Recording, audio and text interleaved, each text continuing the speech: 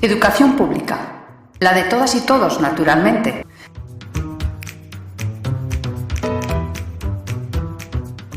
Breves programas de radio que irá ofreciendo periódicamente la plataforma por la escuela pública, laica y gratuita de Castilla y León. Un instrumento de conexión de la educación pública en la región.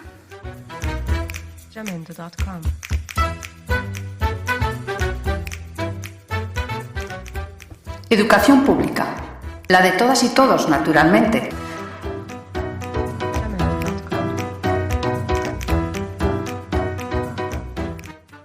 Tercera temporada.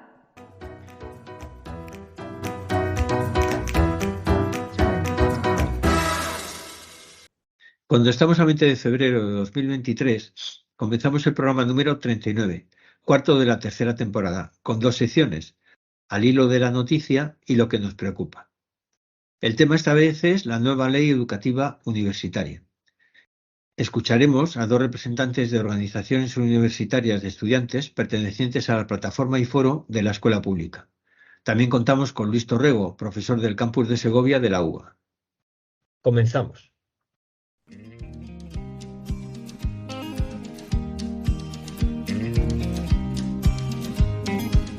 Al hilo de la noticia.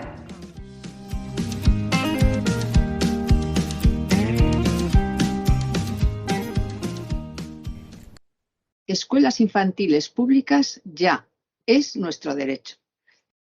Para el 4 de marzo, Confapacal y la Plataforma y Foro por la Escuela Pública han organizado conjuntamente una jornada reivindicativa y formativa sobre la implantación de la educación infantil en Castilla y León.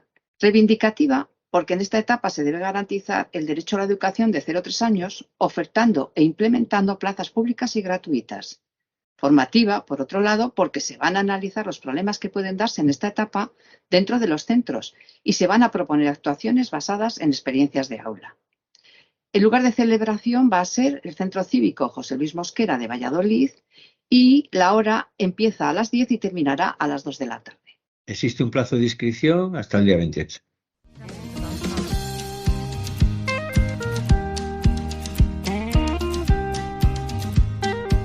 Lo que nos preocupa.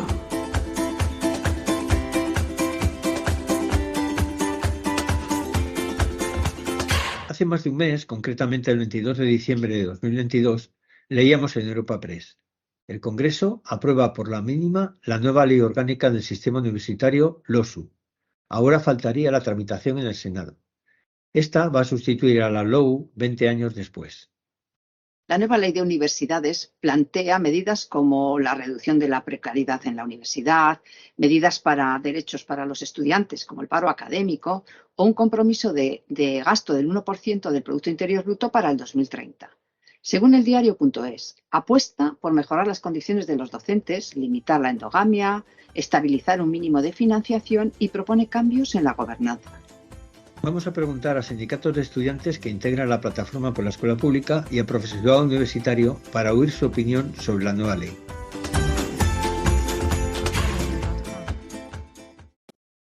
Buenos días, Nerea. Buenos días, Hilde. Nerea, ¿qué opinas sobre los cambios en las posibilidades de protesta del alumnado con la nueva ley? En primer lugar, saludar y agradecer que hayáis contado con el Frente de Estudiantes y, bueno, en especial conmigo para participar en el podcast. Y con la nueva ley sí que ha habido cambios en las posibilidades de protesta, ya que, bueno, dentro de la LOSU se entronca la LCU, la Ley de Convivencia Universitaria, que realmente de convivencia, bueno, tiene poco, ya que la ley pues castiga toda aquella actividad que pueda entorpecer el desarrollo normal de las clases. Estas actividades pues pueden ser tanto el reparto de pasquines como hacer una sentada, ¿no? Esto, pues como he dicho, lo hemos criticado mucho desde el sindicato y pasa por castigos como la prohibición de la realización de un examen hasta la propia expulsión, ¿no?, de la universidad. Hilde, con la nueva ley de universidades, ¿mejora la representación y la participación de los estudiantes en los órganos de gobierno? Sí, hola, buenos días. Yo soy Hilde, de Estudiantes en Movimiento, que es un sindicato estudiantil a nivel estatal. Yo estudio en la USAL, en Salamanca, y en concreto en Salamanca nos llamamos CEA, colectivo estudiantil alternativo. Y bueno, vengo a dar un poco nuestra postura sobre la LOSU y a hablar sobre ello. Pues justamente es un tema interesante la representación y participación en la universidad, porque principalmente planteamos dos problemas. Que por un lado no se da a la representación estudiantil el poder que necesita, y por otro que se aumenta el poder de las empresas privadas vía el Consejo Social, cosa de la que estamos absolutamente en contra. Lo primero, nos referimos a que si bien en la ley se habla de que los órganos estudiantiles deben defender los intereses de los estudiantes, que la universidad debe garantizar la representación de los estudiantes y demás, vemos como no se concreta en nada y se dice que quedará al reglamento interno de cada universidad cómo se lleva esto a la práctica. Vemos una absoluta desprotección de nuestra capacidad de influir en nuestra universidad y cómo no se busca escuchar a los estudiantes cuando se tomen decisiones en esta. Por otro lado, vemos como a las empresas privadas, vía el Consejo Social, que es un órgano que aunque teóricamente representa a la sociedad en general, vemos como en la práctica está marcado por el interés privado y empresarial, se le dota de mayor poder y muchas veces su representación en diversos órganos es mucho mayor a la de los estudiantes, llegando a triplicarla. Vemos esto como se pone la universidad al interés privado y al interés empresarial, la universidad pública que debería estar al interés del conjunto de la ciudadanía y de los estudiantes. Vemos cómo se busca un modelo que ya existe en otros países europeos, en el que las empresas privadas sean las que determinen y las que marquen la línea de la universidad, poniéndola a su servicio. Ante esto no podemos más que decir que estamos absolutamente en contra y que nuestro modelo que nosotros proponemos de universidad y en general de modelo educativo es uno democrático, en el que sea el conjunto de la comunidad educativa la que tome las decisiones. Pues creemos que este modelo es el único que puede garantizar que la educación esté al servicio del pueblo y no de las élites.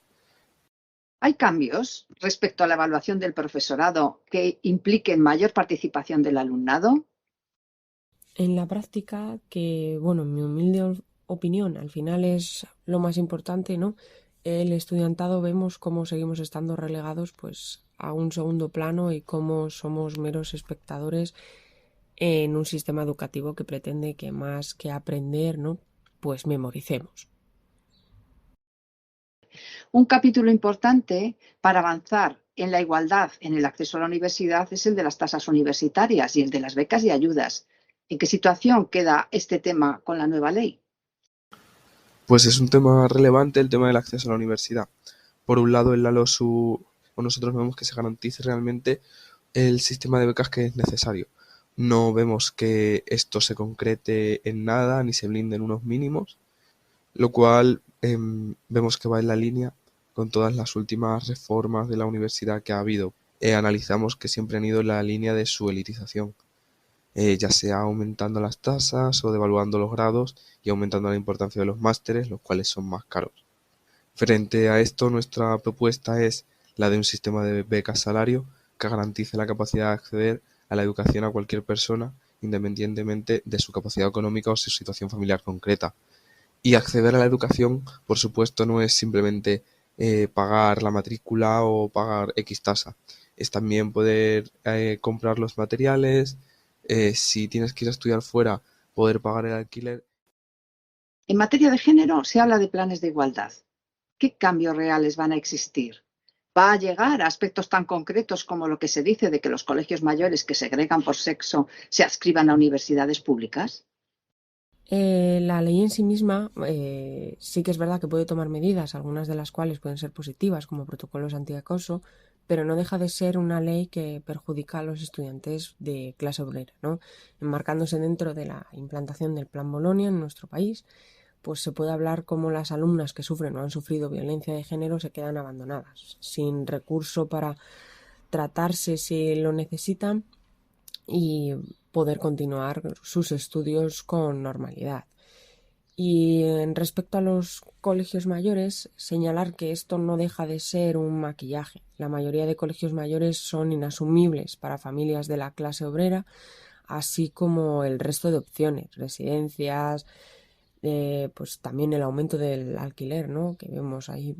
Y en vez de llamar pues la atención sobre esta situación tan grave, como ¿qué es esto? Que las estudiantes o los estudiantes de clase trabajadora no se puedan permitir unos espacios de vida seguro, la ley prefiere centrarse pues en esto, en cuestiones más cosméticas y mediáticas.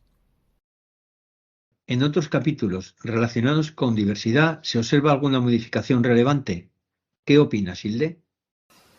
Pues en general sobre temáticas de diversidad e igualdad la ley no es muy extensa, pero bueno, sí que menciona ciertamente, dice que la universidad deberá garantizar que sus estructuras curriculares sean accesibles y que deberá ajustar sus currículos y sus metodologías.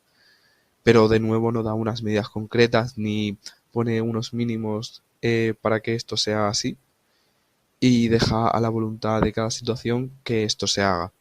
Por lo cual vemos de nuevo que puede ser que esto nunca llegue a hacerse o que llegue a hacerse solo cuando haya algún tipo de problema insalvable que presente la absoluta necesidad de esto. Tenemos unos segundos para que añadáis algo que consideréis importante decir respecto a la ley.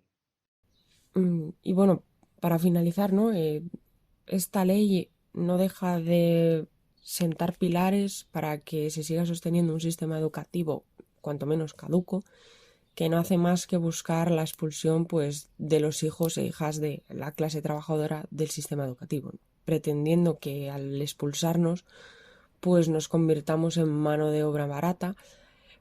Pero bueno, tenemos que seguir luchando, ¿no? La respuesta al final es tener que seguir luchando y organizándonos, ¿no?, para conseguir pues una educación pública, gratuita y de calidad, ¿no?, al servicio de la clase trabajadora. Pues simplemente por concluir, apuntar que en general la ley deja los derechos de los estudiantes a la buena voluntad del reglamento de cada universidad, mientras que no duda, por ejemplo, en dar poder al Consejo Social y a las empresas a través de este, y a fomentar un modelo educativo no al servicio del estudiantado, sino de las empresas y del modelo productivo. Ante esto no podemos sino llamar a la organización estudiantil para luchar por un modelo alternativo, que ponga realmente nuestros intereses encima de la mesa y que los vehicule como eje rector de lo que debe ser nuestro modelo educativo. Muchas gracias. Gracias por atendernos y por vuestras aportaciones desde la perspectiva estudiantil sobre la nueva ley.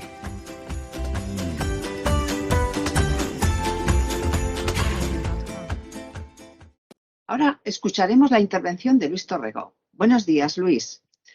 ¿La nueva ley en qué cambia la situación laboral del profesorado? Y si actúa realmente contra la precariedad que existe en estos momentos. Pues sí, la nueva ley va a cambiar la situación laboral del profesorado. Se ha hecho mucho hincapié, han salido mucho en las noticias, la situación del profesorado asociado, que es verdad que en muchos casos es profesorado precario porque incluso no tiene prácticamente ningún otro trabajo, se dan de alta como autónomos y trabajan en la universidad por un salario pues mísero. Este profesorado asociado, la ley dice que va a ser hecho indefinido, pero ha habido una convocatoria de huelga porque, bueno, para que se le reconozcan las horas efectivas de trabajo y porque dice que este proceso de hacerlo indefinido, pues queda a criterio el procedimiento de cada universidad. Y entonces, claro, esto hay un temor bastante grande de que cada universidad haga de su capa un sayo, ¿no? Pero hay otras figuras de profesorado que están ahí, ¿no? El ayudante doctor, que se prolonga su situación a 6 años, que también es un profesorado precario, antes de convertirse en permanente, con la exigencia que está sobrevolando de que tengan que hacer una estancia en otra universidad y pasar un tiempo en otra universidad. Yo, francamente, en este segundo caso no veo que la situación de precariedad haya sido abordada con decisión por la ley. ¿Hay cambios en la participación y en la representación del estamento docente que avancen hacia una mayor democratización? ¿Qué destacarías? En cuanto a los cambios de la participación y representación del estamento docente, claro, se ha hablado mucho de la elección del rector. Ahora no tienen por qué ser catedráticos y puede ser cualquier profesor contratado permanente, y la duración del mandato será de 6 años y es improrrogable. Esto me parece destacable, ¿no? Hay una cuestión que yo sí que destacaría, y es que deja a la autonomía de cada universidad los procedimientos de elección, y eso es bueno y también puede ser negativo, porque claro, puede haber universidades que decidan porque que no sigan un camino muy democrático, en definitiva, y eso en función de la ley sí que está permitido. Nos metemos en el apartado de evaluación. Por un lado, ¿cómo va a ser la evaluación del docente? Y por otro, ¿qué cambia respecto a la evaluación del alumnado? Bueno, la evaluación del profesorado, que no es solo una evaluación docente, es sobre todo una evaluación investigadora, tal y como se está haciendo ahora. La ley va a obligar a hacer un nuevo decreto de acreditación del profesorado, es decir, de cómo se tiene que evaluar al profesorado para que sea, por ejemplo, profesor titular de universidad y se convierta en funcionario. Hasta ahora está muy basado en las publicaciones científicas que se hacen en revistas de impacto. Esto hay que cambiarlo porque hay que revalorizar la figura del docente y también hay que abandonar esta idea tan estrecha de investigación. Pero estas cuestiones van a estar más pendientes de un decreto de acreditación que se hará tras la aprobación en la LOSU que se está tramitando ahora en el Senado. En cuanto a la evaluación del alumnado, no veo ninguna cuestión básica en la ley que suponga ninguna evaluación muy diferenciada de la que se venía haciendo hasta ahora. ¿Piensas que la nueva ley camina hacia una privatización? Considerándolo en tres sentidos. Por un lado, la concesión de nuevas universidades privadas. Por otro, la intromisión de universidades privadas en lo público. Y en tercer lugar, la relación con las empresas privadas. En cuanto a la privatización y las universidades, pues resulta que la ley lo que dice es que va a establecer unas condiciones el gobierno para que se produzca el reconocimiento de las universidades privadas. Pero claro, esto es una competencia de las comunidades autónomas, por lo tanto, pues harán ese caso efectivo o no, según como quieran. Y como lo están haciendo en la actualidad, que hay universidades privadas que son auténticos chiringuitos. Y por otro lado hay otra cuestión importante, y es que la universidad pública, para ser realmente pública, necesita financiación. La ley dice que crecerá hasta el 1%, pero el problema es que no tiene mecanismos presupuestarios, lo fía todo a unas reuniones que se harán con las comunidades autónomas. Y bueno, pues veremos a ver, porque como la ley descentraliza tanto, pues esto habrá que ver cómo se lleva a cabo. Respecto a mejorar la igualdad de género, ¿qué propuestas hace la nueva ley? Y sobre la inclusión en general. En el articulado de la ley hay referencias tanto a la igualdad de género como al derecho a una educación inclusiva por parte del alumnado, que está contemplado en varios artículos. Y en cuanto a la igualdad de género, incluso habrá informes de impacto y también tiene que haber los planes de igualdad de género, incluso, bueno, pues en el presupuesto se tiene que contemplar en las comisiones de selección. Lo importante de esto es que luego se recoja en la reglamentación de cada universidad, ¿no? Porque la ley no cierra mucho estas cuestiones, se las deja muy abiertas a la autonomía universitaria. Esto ya dije que es una ventaja y un peligro. Luis, ¿hay información relevante que quieras añadir? Pues sí, hay un aspecto que sí que me gustaría reseñar. Ha habido una polémica en estas últimas semanas porque está incluido en el articulado de la LOSU una enmienda que autoriza a los claustros universitarios a analizar temáticas de especial trascendencia. Y entonces ha habido más de un millar de profesores y profesoras de universidad que han firmado en contra de esto porque dice que favorece al independentismo. Bueno, yo creo que los claustros se han pronunciado desde siempre. Por ejemplo, el claustro de la Universidad de Valladolid se posicionó contra la guerra y yo participé en ese debate y estoy orgulloso de que la universidad lo haya hecho. No creo que tenga que haber una neutralidad ideológica de los claustros. Esa no es la tarea de la universidad, sino posicionarse sobre las cuestiones relevantes que afectan a los seres humanos y a las sociedades. Gracias por dedicarnos este rato aportando tu visión sobre la LOSU.